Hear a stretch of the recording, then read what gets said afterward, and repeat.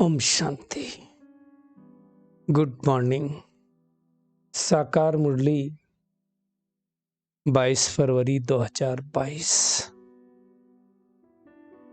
बाबा की मीठी मीठी मुरली है, मीठे मीठे बच्चों के मीठे मंथन के लिए। मंथन शुरू करने से पहले पवित्रता के सागर शिव बाबा की पवित्र किरणों के नीचे बैठ जाते हैं और अनुभव करते हैं, मैं पवित्र स्वरूप आत्मा हूं, सुख सागर की संतान, मास्टर सुखदेव हूं, अर्थात हर आत्मा को सुख देने वाली आत्मा हूं। आज मीठे बाबा ने कहा, मीठे बच्चे, तुम सबको सच्ची गीता सुनाकर सुख देने वाले सच्चे सच्चे व्यास हो। दुनिया में दिखाते ना, व्यास अपनी गद्दी पर बैठ करके गीता सुनाते थे, तो हम भ्रकुटी रूपी कुटिया में बैठकर अनेक आत्माओं को ज्ञान देने वाली, सुख देने वाली आत्मा हूं। बाबा कहते तुम्हें अच्छी तरह पढ़कर सबको पढ़ाना है, सुख देना। अच्छी तरह पढ़ना क्या होता है? अच्छी तरह पढ़ना मतलब इस पढ़ाई का स्वरूप बनना, अपने जीवन में, अपने चाल चलन में उतार लेना। आज का बाबा का प्रश्न है, सबसे ऊंची मंजिल कौन सी है जिस पर पहुंचने का तुम पुरुषार्थ करते हो? एक तो अपनी चेकिंग करनी कि हम पुरुषार्थ करते कि नहीं करते हैं, है ना। सबसे ऊंची मंजिल है अपने को अशरीरी समझना, शरीर भान से मुक्त होना, देह अभिमान पर जीत पाना। ये बहुत बड़ी ऊंची मंजिल, क्योंकि सबसे बड़ा दुश्मन ही है देह अभिमान। देह अभिमान में आने से ही सारे विकार आते हैं। देह अभिमान में ना आए तो विकार नहीं आएंगे। आत्मा के कोई विकार नहीं होता, देह अभिमान ही विकार में आने का कारण होता है। इसलिए ऊंची मंजिल है। ऐसा हमें अब पुरुषार्थ करना है कि अंत में एक परमात्मा के सिवाय और कोई याद ना आए। यही तो मेहनत है। आज का गीत है, इस पाप की दुनिया से कहीं और ले चल। कहां? जहां सुख चैन मिले। सुख चैन कहां मिलेगा? शांति मिलेगी परम धाम में, और सुख चैन मिलेगा सत्ययुग पे आने वाली दुनिया में। तो हमें अब मेहनत करनी है, क्योंकि वापस तो जाना ही है। वापस जाने का समय तो बहुत नजदीक आ गया।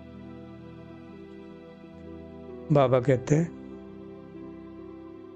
कि हर आत्मा ये समझती है कि अभी बाबा हमको कहाँ ले जाने वाले हैं। कहाँ ले जाएगा बाबा? जहां से हम वापिस आए हैं वहीं ले जाएंगे। फिर हमको बाबा क्या करेगा? पुण्य आत्माओं की दुनिया में, सृष्टि में बाबा भेज देगा। दो ही अक्षर हैं, श्रेष्ठ और भ्रष्ट। तो श्रेष्ठाचारी दुनिया सतयुग त्रेता में, अभी भ्रष्टाचारी दुनिया है ना। सुख और दुख भी कब होता है? जब हम शरीर में है। शरीर में नहीं है तो सुख दुख का आत्मा भोग नहीं सकती।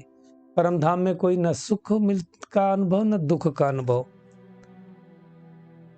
हम बच्चे ही जानते हैं, वो सुख का सागर बाबा आया हुआ है, हम उसके सच्चे बच्चे शालिग्राम हैं, है ना। बाबा ने समझाया, रुद्र ज्ञान यज्ञ और दूसरा है रुद्र यज्ञ। दुनिया में जो यज्ञ रचते हैं अज्ञान काल में, उसको रुद्र यज्ञ कहा जाता है। भले शिव बाबा का रचते हो, परंतु जानते नहीं ये रुद्र ज्ञान गीता ज्ञान यज्ञ है वास्तव में। तो इसमें हम सब कुछ समझ कर करते हैं। बाबा ने आज बनारस के बारे में कहा कि वास्तव में उसका नाम काशी था, शिव काशी कहते थे। फिर अंग्रेजों ने बनारस नाम रख दिया, अभी फिर वाराणसी हो गया।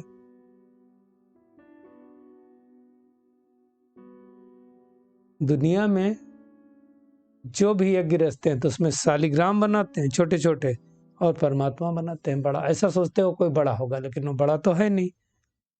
इसका मतलब वो कौन है? हमारा पिता है और हम उसके बेटे हैं। ये संबंध है। वो हमारा बाबा है।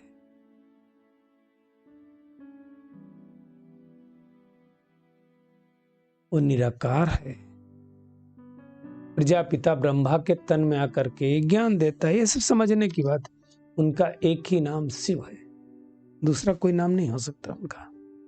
जैसे हमारा एक ही नाम आत्मा है, परंतु शरीर के अलग अलग नाम पड़ते हैं। बाबा कहते जो बहुत सयाने बच्चे होंगे वो समझेंगे, सबसे बड़ा हमारा दुश्मन देह अभिमान, और इस देह अभिमान को छोड़ने में ही तो मेहनत लगती, देही अभिमानी बनने में ही तो मेहनत लगती है। यही तो मेहनत करनी है कि हम आत्मा हैं, शरीर नहीं है। अभी है ये पाप आत्माओं की दुनिया, बाबा हमको लेकर के जाने वाला है पुण्य आत्माओं की दुनिया में। अभी रावण राज्य है ना, रावण कौन? 10 सिर वाला कोई व्यक्ति थोड़ी होता है, परंतु दुनिया में नहीं जानते हैं तो फिर वो जो भी नाटक दिखाएंगे, सीरियल दिखाएंगे, उसमें 10 सिर वाले दिखाते हैं। वास्तव में रावण कहा जाता है भ्रष्टाचारी को। बाबा कहते किसी की स्त्री चुराना भी तो भ्रष्टाचार है ना, तो सब भ्रष्टाचारी है। विकार जिसके अंदर हैं, बाबा कहते हैं उसको भ्रष्टाचारी कहा जाएगा। बाबा हमको शिष्टाचारी बना रहा है, तो ऐसे बाबा को कभी भूलना चाहिए। कोई स्टूडेंट कभी किसी टीचर को भूलता है क्या?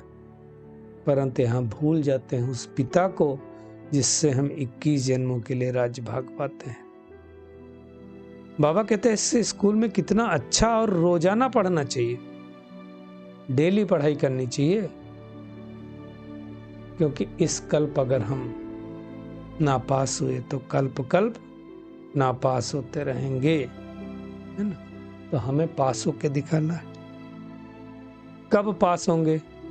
जब ईश्वरीय डायरेक्शन पर चलेंगे, धारण करेंगे, कराएंगे, है ना। जो भगवान पढ़ाता है, जो श्रीमत देता है, उस श्रीमत पर हमें संपूर्ण रीति से चलना है। अपने मुंह में मिठू नहीं बनना कि नहीं हम अपना कुछ कुछ उसमें जोड़ दें, नहीं। भगवान ने जो श्रीमत दी, अमृत बेला कहा करना है तो करना है, मुरली क्लास करना है तो करना है, नुमासाम करना है तो करना है, शुद्ध सात्विक अन्न ग्रहण करना है तो करना है। इसमें क्या है, परेशानी क्या है?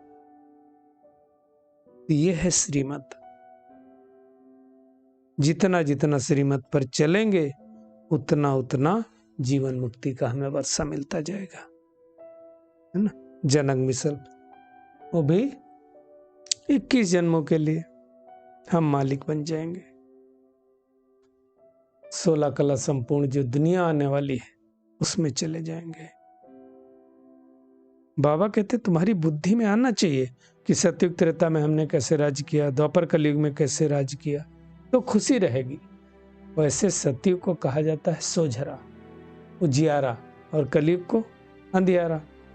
इसलिए गायन है, ज्ञान अंजन सतगुरु दिया, अज्ञान अंधेर विनाश। तो बाबा करके हम बच्चों को तो जगाता है, साहूकार तो बाबा कहते मुश्किल से खड़ा होता है। इसलिए गायन किसका है? सुदामा का गायन है। अब हमें बाबा की याद के द्वारा अपनी बुझी हुई ज्योति को जगाना है, अनेकों की जगाने के निमित्त बनना है। बाबा को याद करेंगे तो बाबा से शक्ति मिलेगी। ये अविनाशी चक्र है जो फिरते रहता है, इनका कोई अंत नहीं है। बाबा कहते नया कोई सुनता है तो उनको ये बातें थोड़ी समझ में आती। 10-20 वर्ष वालों को भी पूरा समझ में नहीं आता है, तो नयों को कैसे समझ में आएगा? न किसी को समझा सकते हैं। अब 20 साल से हम ज्ञान में चल रहे हैं और किसी को ज्ञान समझा ना सकें कि हम कौन सी पढ़ाई पढ़ रहे हैं, तो क्या कहेंगे? बाबा कहते तुमको पिछाड़ी में सब पता पड़ेगा, कहाँ जन्म लेंगे, किसके पास जन्म लेंगे, ये होगा। जो महावीर होंगे ना, बाबा कहते हैं उन सबको साक्षात्कार होता रहेगा। सबसे पहले महावीर 8 बनने, फिर 108 बनने। गायन है परमात्मा ने ज्ञान बाण मरवाए। अब बाण का मतलब कोई स्थूल बाण की बात नहीं है, ज्ञान दिया माताओं ने, बहनों ने, उसकी बात बाबा करते हैं। बाबा ने आज बहुत बड़ी शिकायत की कि बहुत बच्चे हैं आधा घंटा घंटा भी मुश्किल से याद में रहते हैं। हमें चेकिंग करना है कि मैं आत्मा रहती हूँ कि नहीं रहती हूँ, अशरीरी बनने की मेहनत करती हूँ कि नहीं करती हूँ। जितना हम याद में रहेंगे उतना शांति के प्रकंपन फैलते जाएंगे। तो चेक करना है कि ये शांति के प्रकंपन फैलाने के मैं निमित्त हूं, तो मैं ऐसा कोई कर्म क्यों करूं कि सृष्टि के अंदर शांति के बजाय अपोजिट कुछ पहले मेहनत करनी है हमको। क्योंकि भगवान 5000 साल बाद एक ही बार आता है, बार बार नहीं आता है। तो मुख्य मेहनत करनी है, अपने को अशरीरी समझना है, शरीर भान को मिटा देना है। देखो बांधेलियां कितना याद करती हैं, हम बांधेली नहीं है, सब कुछ छुट्टी है, तो हमें उसका फायदा उठाना चाहिए, है ना। योग बल से वो बांधेलियां अपने को मुक्त करती हैं बंधन से, है ना।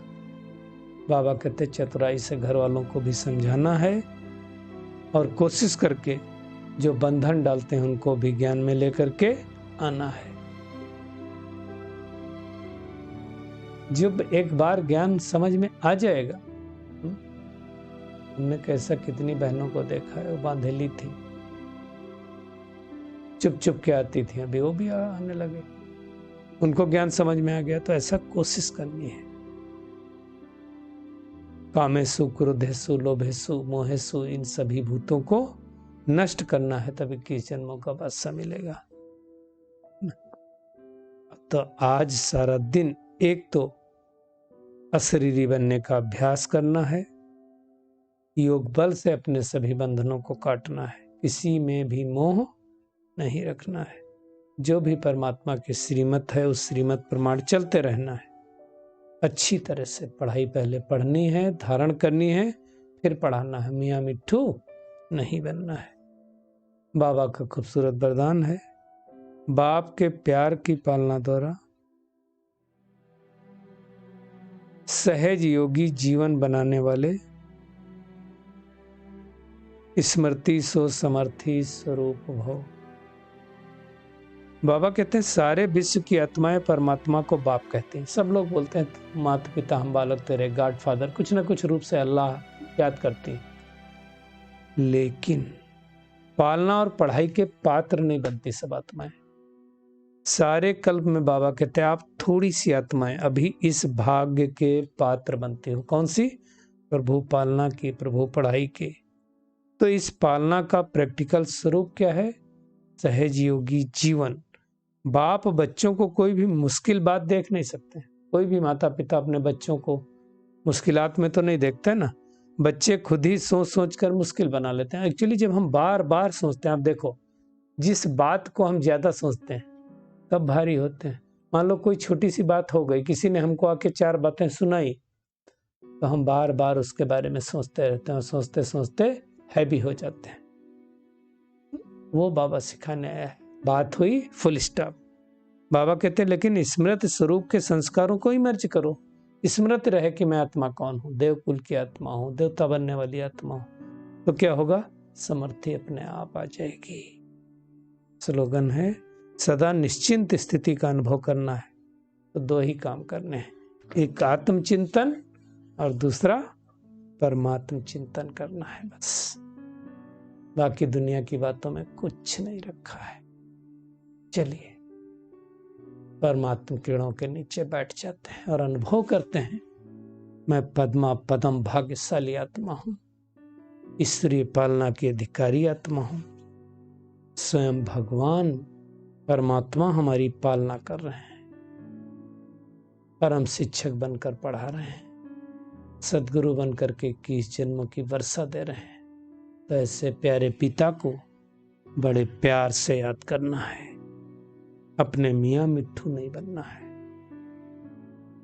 अशरीरी बनने का बार बार अभ्यास करते जाना है। योग बल से अपने सभी बंधनों को काट देना है। संपूर्ण श्रीमत का पालन करना है। इस श्रेय पढ़ाई को पढ़ना है और फिर अनेक आत्माओं को पढ़ाते जाना है। शुक्रिया मीठे प्यारे बाप दादा, शुक्रिया आप सभी का इस मीठे मंथन के लिए। ओम शांति।